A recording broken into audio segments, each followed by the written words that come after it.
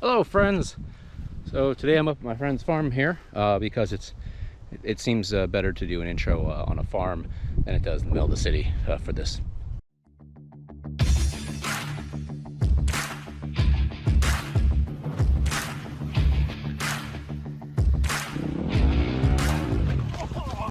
So I've had several requests, which is weird because I never get requests, to give some explanation on how I built my limb Rayzers, which are a recent addition to the truck. Here they are here.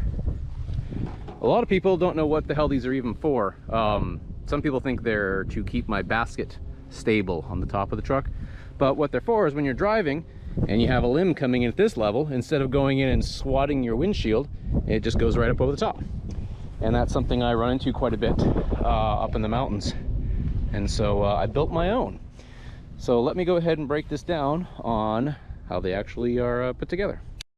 So first let's look at the mounting points. These spots here are about the only space I could really find to mount up. The blue bolt unscrews and then we add another bolt to the empty hole. The metal here has a little bump, so we had to cut out a piece to match. The material I use is just a standard Simpson strong tie.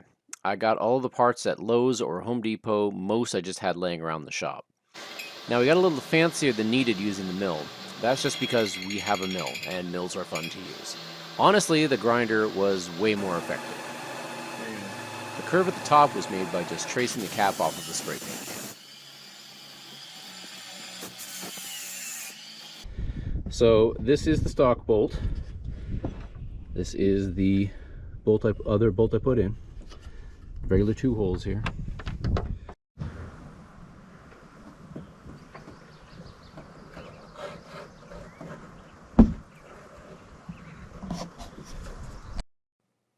Alright, now let's talk about the actual cabling. First, you're going to need some of these quick links. It depends on how you want to do it, whether you have 4, 6, or more. You'll need the clips, you'll need thimbles. You want to make sure to clamp the tail. That's a specific way to clamp that, is the correct way, as I'm told. 20 feet of cable, more clamps, more thimbles. You'll see I got the quick link there. This is your turnbuckle. This is the critical to the whole operation. And then I actually use a shackle at the top just because it fit better. And these mounts are just something I grabbed off Amazon. I'm using the same ones here that I'm using for my lights, and actually I got some back there I'm using for my flags as well. One thing, the way I've got this set up is you have these shackles so you can loosen and tighten them, and it's actually pretty beneficial because right now you can't open the hood the way this is bent.